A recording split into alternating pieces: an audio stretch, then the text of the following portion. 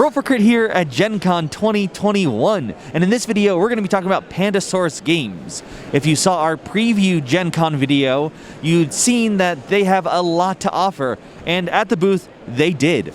So we're going to talk about that, including playing one of the very anticipated games, Machi Koro 2. Yeah, Machi Koro 2, the sequel, in case you couldn't tell, to Machi Koro 1. This is a dice rolling game, a tableau building game where you have a bunch of establishment cards and you are purchasing them with coins, and then you roll dice, and depending on which numbers are rolled, they'll trigger different establishments with different powers. Machi Koro 2 essentially works the exact same way with a few tweaks. First, there's a drafting phase at the beginning, so you get to start out with some cards that you buy, and the way that the cards are laid out is a little different. There's 3 different decks of cards, each one's with different numbers that can trigger them, and the last row is landmarks, and landmarks are how you win the game. You need to get 3 of them, but each time you buy your second or your third, the cost increases, and each landmark has a special ability. Usually they affect everybody and change the rules of the game a little bit. So if you played Machi Koro 1, you'll definitely be right at home. I think this one also,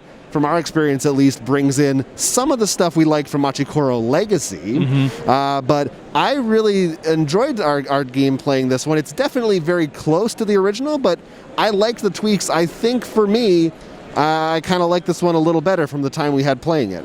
Obviously, we'd want to play more, but I definitely was pretty happy with it because first, that drafting phase, you get some money to spend, so you can actually start building off your strategy right off the bat. Like, okay, I see a florist shop and a flower shop and some flowers. I'll buy the flowers first, so if no one wants to buy the flower shop, and I'll get that. So you can sort of combo right in the beginning, do your strategy. And the landmarks, instead of having everyone the same card, the landmarks all have these weird abilities. So I actually bought the first landmark in our game, which made it so if you rolled doubles, you had to pass a card to the right, which completely changed how people were rolling and things like that, which became very funny. And those decks will come out. If there's a double, it stacks on top. So it really was weird. You never knew what was going to be available on your turn. But because the decks are separated so that 1 through 6 only cards are in one lineup, while the 7 through 12 are in another, you could sort of still gear yourself if you're going for the 2 dice versus 1 dice, which, by the way, you get to decide right off the bat. You don't need to buy something for that. Right. Each turn you can choose to roll either 1 or both dice, depending on which numbers you're looking for. Yeah, I think the landmarks for me are the biggest game changer because, like you said, each one is totally unique, and they're all really fun and interesting. There's one where if you roll a 12, you get 8 coins. So it's unlikely, but that helped me win our demo of it because I just all of a sudden got a bunch of money. Or they might increase the power of certain cards that everybody has. So there might be something you don't want, or maybe you just wish someone else would buy it because it'll still help you even though they're getting that landmark.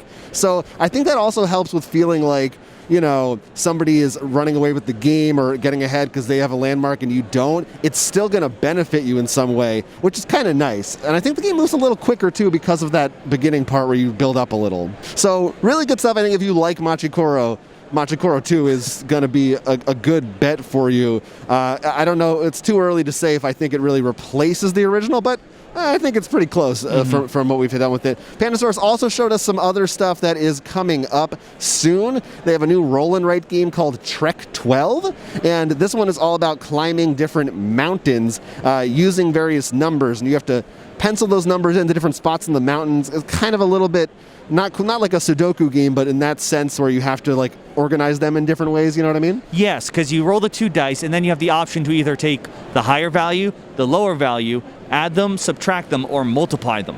But you have a little grid, you can only take each of those options 4 times. So if you keep taking the higher value, you can't do that anymore. So it's really about trying to maximize your numbers in that way and think about, like, I should save that option just in case that perfect roll comes out. And of course, you get rewarded by placing them in certain patterns, whether it's like 2, 3, 4, 5, or the same number together.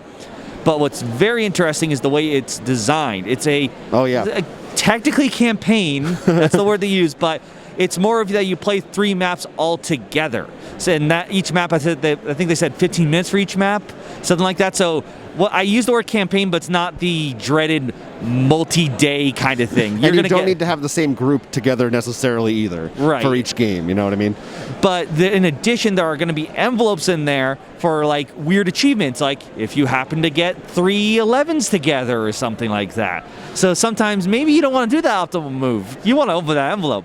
At least I know that's what we do. Yeah, and then the envelopes are going to be new secret game components that are going to mix up the already existing game. So that's really cool. That's something that's fun. It's the thing we like from those kind of campaign legacy games, but without all the baggage of those games. And if you like roll and writes, it looked like a good time. We didn't get to try it ourselves, but it seems like a fun one. They also showed us a game called That Time You Killed Me. I believe in one of our news videos we had mentioned this when they announced the game. It is a strictly two-player game, also has campaign elements, just like Trek 12. And this one player is the inventor of time travel, the other one is their rival, and you're traveling through different time periods trying to stop each other. But the way the gameplay works is kind of like a chess match between 3 different boards. You're moving pieces around trying to kill your opponent, but anytime you do something in the past, it's going to affect the present and the future boards as well. Really weird, cool concept that was fun to see in person. The way it's broken up, the reason why we said similar campaigns, initially it had a whole lot of mechanics to it, so they broke it up into chapters so you can sort of learn the modules in essence and the rules. Each chapter adds new mechanics, and at least some of them we saw new little pieces for you to use that thematically make sense, like doing something in the past that really affects the present and future. So it really, while it is an abstract game, there's definitely a lot of that time travel feeling you get of like, oh, I'm doing something here to do something in that board too. Yeah. And once you do all the chapters, then they have like the final box, which will actually tell you how to use all the rules and a lot of different modes, and a bit more like that's where the campaign comes in. Right. It's not a campaign in the sense that you're like, you are kind of following a story loosely, but it's really almost like a tutorial system to introduce more complicated elements to you. And they seem very interesting and very weird and funny, but it's a cool mixture of, like we said, abstract and thematic design that I'm interested to see more of. Now, that one is scheduled hopefully for by the end of this year, maybe early next year for release, while Trek 12 is hopefully coming soon within the next couple of months, I believe.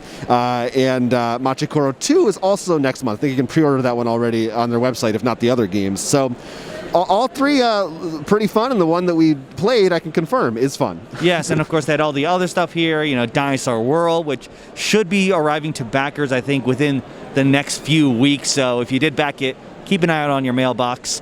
And of course, they also had Brew, which came out a little while back. And so they brought a lot here. There's more. We're not going to list them all. No. We're done. Thanks for watching the video. We're at Gen Con. Let us know what you think about these games, which ones you're looking forward to.